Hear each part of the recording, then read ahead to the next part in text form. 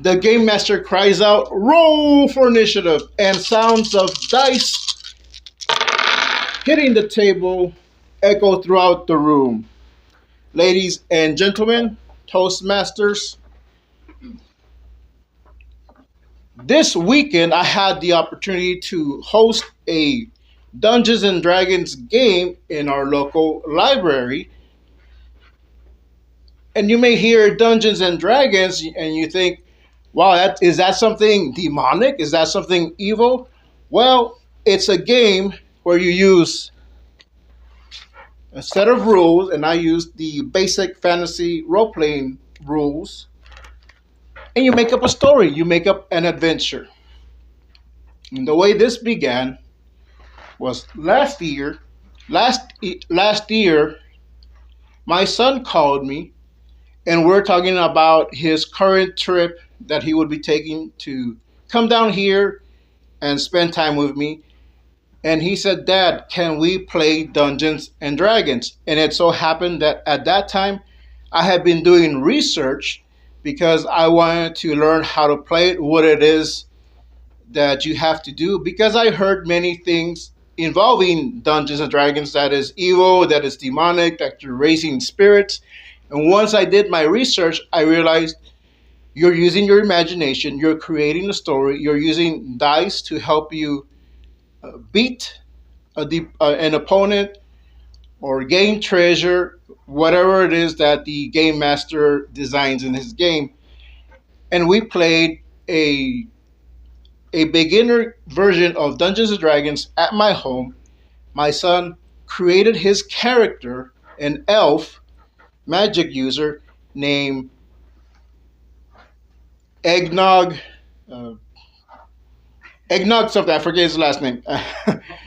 But he created that character. My daughter created her character. I created a different characters because I was now the game master, and my duty as game master is to fill a whole bunch of roles.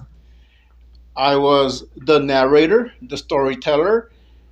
I was the one deciding what monster to use, what NPC, that's a non-player character.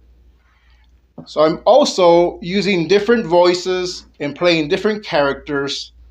And I'm also the accountant for the game because I have to keep track of who gets what loot, who gets what treasure, what money, what magic item.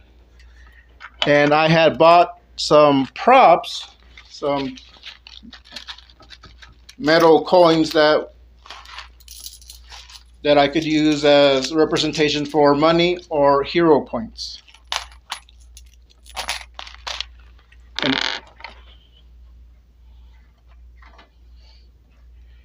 when my kids were here last year, we played that game. There was an adventure that I had found online. It was a box that I bought, and it had a whole lot of things. Had character sheets. So I taught them how to do their character sheets, and the way you do them is you roll some dice, and those dice determine your ability points, your strength, your wisdom, and all those things they carry into your character. So it was a lot of learning these new things, and it was a lot of creativity. So that's what I really liked. This year, when they came down again, I was asking at the library, if they have a Dungeons and Dragons club that maybe we could join. And it turned out they didn't, but they're always looking for things that can bring in people. And they pretty much said, if you want one, you have to start one. So I fulfilled that role by starting a very makeshift club that for now it's just my children, but if it brings in more people, that would be great for the library, and I can fulfill the role as being a creative and telling stories with everyone around me. This past weekend we had our first game, and it was myself and my 3 children But I heard that people were interested, so I'm going to do it again next year. For this game, what I did was I looked into finding an adventure that I thought would be simple and basic, because if you see something like this, these are rules and mechanics of the game, and that can be very intimidating. I found that this version of Dungeons Dragons Basic Fantasy has a lighter uh, a lighter rule set that you can use, and I printed that out. And this is less intimidating. I really only needed maybe about 4 or 5 sheets of this. And that was our very simple adventure where I found another adventure online where it was the pirate ships, and that's where this pirate money would come in handy. I just didn't get these in time.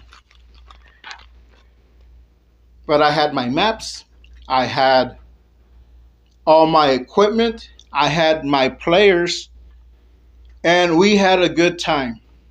We played for 2 hours. The library provided snacks, so they funded my family time. And my daughter Donna, she loved it because she ate all the candy. She ate all the milk duds. I turn around and she's got milk duds in her face. You know, that's good, Dad. My sons are fighting over what magic items they want. They're they're fighting about what spell to use. They're having a good time. And during that time where I'm fulfilling my role as a game master, I'm fulfilling my role as a storyteller, I'm also fulfilling my role as a father. My children aren't here all the time. They visit from Corpus Christi, Texas. So this was a time to have family time with them where we're bonding over something that I was already interested in, trying to find out what it is. My son saw this on a TV show and he wanted to learn what it is, and all he did was ask. Sometimes these family times, they just come from someone asking, can we do something new? Can you do something else? And that's what happened. And we're going to do it again before they leave. And the library has asked me to do it one more time, see if more people come. So it's a new adventure in so many ways, not just the adventure on your table, but the adventure for me to bring that to people and teach them. Now, what's your initiative? Will you take the initiative to do something new for your family, for your friends, whether it's starting a game night, whether it's joining a speech club, whether it's trying new food? What will you do with your family time, ladies and gentlemen?